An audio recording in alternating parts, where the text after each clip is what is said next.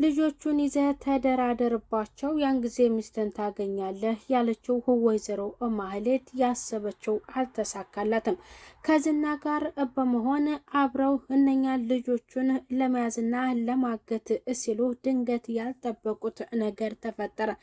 የብሩክ ወንድም ከብዙ አመት በኋላ ከእስር ቤት ድንገት መድብል ከቻለ። ሁለቱም ፈርተው የወንዶች በላይ ነኝ እኔን ማን ነው የሚያሸንፈኝ ያለው ዝና ወደ ኋላ ተመልሷል። ቆይ ማን ነው ይሄ ሰው ሲል ለማህሌት ነገራት። በጣም ኃይለኛ ነው፣ ተደባዳቢ ነው፣ እስር ቤት ነበረ፣ የብሩክ ወንድም ነው፣ መድብል ነው ስትል ለዝና ነገረችው። ቆይ እስከ ዛሬ የት ነበረ?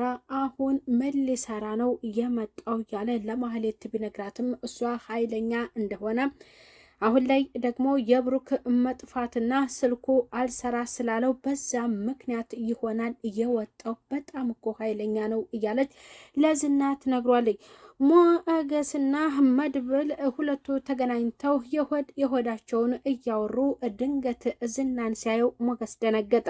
ወንድ ልጅ አይደለህም እንዴ? ምን ያስደነግጠሃል? ምን ያስፈራሃል? ታዲያ ይንጣሃ ሰው አይደለህም እንዴ?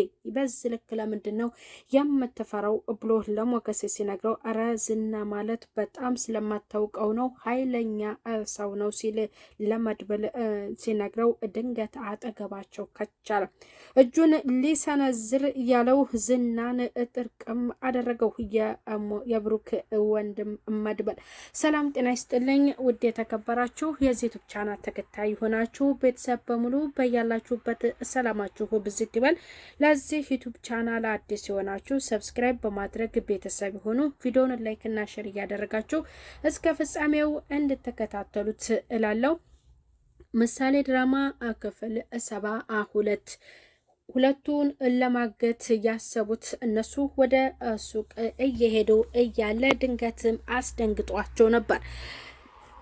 ቅድስትም ምንም አታመጡም እረፉ ውብዬ ነው ለፖሊስ የማስይዛችሁ እያለች ስትጮህ ድንገት ባልታሰበና ባልተጠበቀ ከች ብሏን የብሩክ ወንድም በጣም ደንግጣ እንዴት ሊመጣ ቻለ? ምንስ ሊያደርግ? እንዴት በአሁን ሰዓት በድንገት አጋጣሚ እኛ ወደ እነሱ ስንጠጋ እንዴት ሊመጣ ቻለ? ያለች ማህሌት በጣም ተአምር ሆኖባታል። እሷም ሌላ ተንኮል እያሰበችና ሚስቱ በእጁ እስከምትገባ ድረስ እሷን እንድትከታተልለት ይፈልጋል። በውሸት ደግሞ አንቺ የተሸነፍሽው ብሩክን እንደፈታሽ ነው፣ ስለዚህ መልሰሽ ስለ ቤቱ መከራከር አለብሽ እያለ ማህሌትን ያንን ነገርና እንደገና ደግሞ ተስፋ እንዳትቆርጥ አድርጓታል። ያልታሰበ ነገር ተፈጠረ። መድብል መጣ ስትል ለጓደኛዋ ለኢፍራታ ስትነግራትም አንቺ እንደሆንሽ ከባለቤትሽ ከብሩክ ጋር ተለያይተሻል፣ ታዲያ ምን ያስደነግጥሻል? አንቺስ በዚህ መንገድ ምንድን ነው የሚያሰጋሽ ስትል ብትነግራትም እሷ ግን ያሰበችው ተንኮል ስላለ እሱ ኃይለኛ ስለሆነ ያንን ያሰበችውን ደግሞ እንዳትጀምር እና እንዳታገኝ ስለሚያስደርጋት ነው። የብሩክ መጥፋት በጣም አሳሰበው። እባክሽ ቅድስት ምንም የምታውቂው ነገር የለም ወይ? ዝም አትበይ፣ መላ ፍጠሪ እንጂ የት ሄዶ ነው እንደው በማለት ለእሷ ቢነግራትም እሷን በጣም ተጨንቃለች። ልጅ ምሳሌ አጎቷን መድብልን ስላገኘችው በጣም ተደስታለች።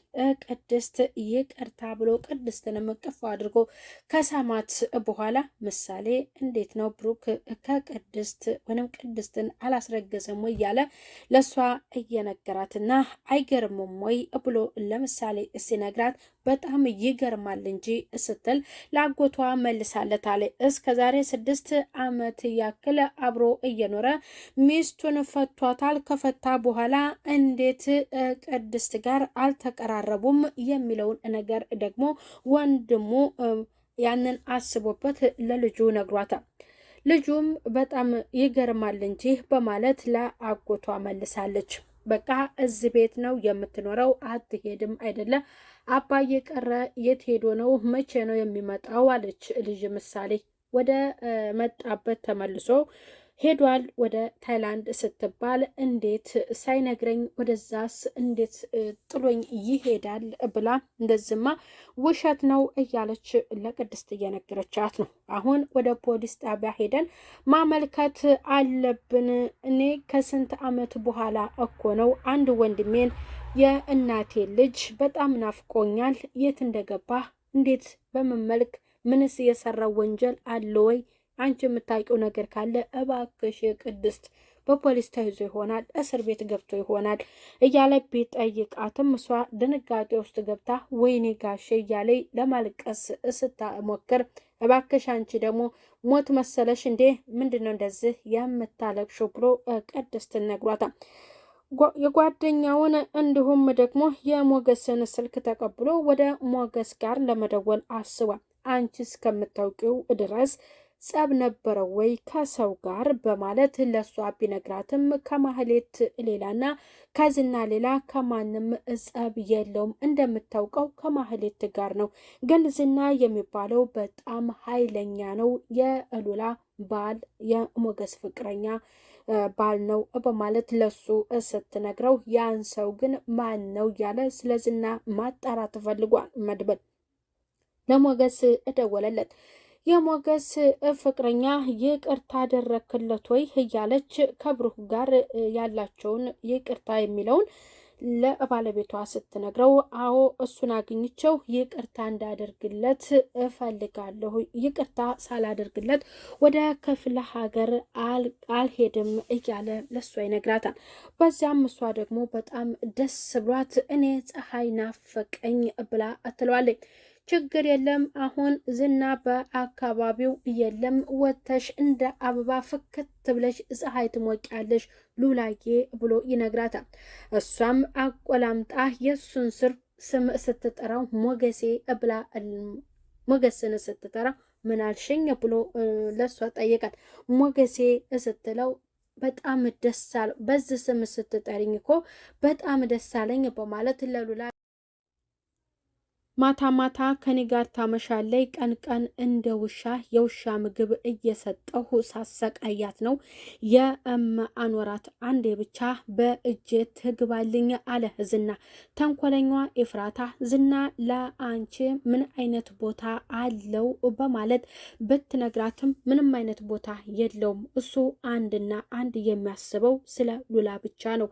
ስለ ቤቱም በእኔ የምፈልገውን እንኳን አያደርግልኝም ብላ ብትነግራትም ቆይማ ምንም ምልክት እንኳን ያሳይሽም ስትላት ምንም ነገር ያሳየኝም ብላ ስትነግራት ምን አይነት ደንቆሮ ደደብ ነው አለች ኤፍራታ። ኤፍራታ ገንዘብ ስለምትወድ ከማህሌት ጋር ያኛው ጨካኙ ዝናብሮ ከሆነላት ገንዘብ ስለምትፈልግ ቦጨቅ ታደርግልኛለች በማለት ስለ አሰበች ነው። በሌላ በኩል ዝና የቀጠረው የሚስቱንና የሞገስ ተጠባባቂ ደውሎለት ከሉላ ኤቲኤም ብር እንደወጣ ሲነግረው በጣም ሮጦ አሁኑኑ ማምለጥ እንዲያመልጥ እንዲሁም በፍጥነት ከዛሬ ማለፍ የለበትም ሲለው ወደ ሞገስና ወደ መድብል ጋር ለመሄድ ደርሷል። ፊት ለፊት ተገጣጥመዋል። አንተ ወንድ አይደለም ወይ?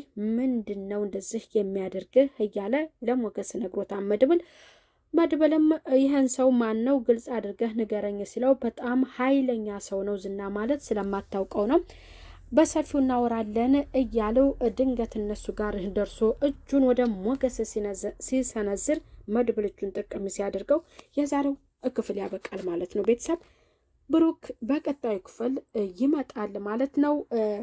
የመድብል መንጣት ጥሩ ነው፣ የወንዶች በላይ ነኝ እያለው ሰላም እየነሳቸው ዝና ከእንግዲህ በኋላ ስርዓት ሊይዝ ይችላል። ማህሌትም ከብሩክ ቤተሰብ ልትርቅ ትችላለች። ምክንያቱም አንደኛ አልወለደችለት፣ ሁለተኛ 5 ሳንቲም በዛ ቤት የላትም።